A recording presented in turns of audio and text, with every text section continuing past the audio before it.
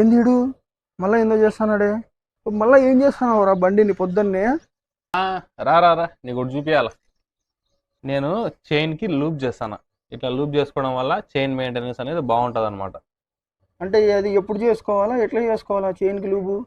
ఏం లేదు, ఎవ్రీ 500 కిలోమీటర్స్కి ఒకసారి చైన్ని లూప్ చేసుకుంటా ఉన్నామంటే నీ బండి మెయింటెనెన్స్, చైన్ మెయింటెనెన్స్ చాలా బాగుంటుంది, మైలేజ్ కూడా బాగా వస్తుంది అనమాట.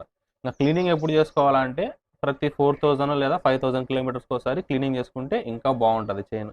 లేదా నీకు ఎప్పుడైనా మట్టి మట్టిగా అనిపించింది అనుకో చైన్, అప్పుడైనా క్లీన్ చేసుకోవచ్చు.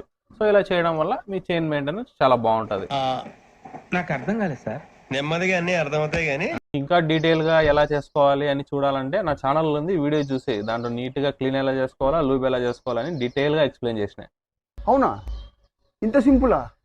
సో చూసారు కదా మై డియర్ సబ్స్క్రైబర్స్, మా వాడు చెప్పినట్టు మీరు కూడా చైన్ ఇలానే మెయింటైన్ చేయండి. మా వాడు చెప్పినంటే ఇంకా తిరుగుండదు. ఏరా ఈ స్ప్రే కూడా కొట్టుకుంటావా? ఆయన నీకు నీ స్ప్రేకి ఒక దండం. జీవితంలో ఇంకా స్ప్రే జోలికే పోను నేను. జంప్.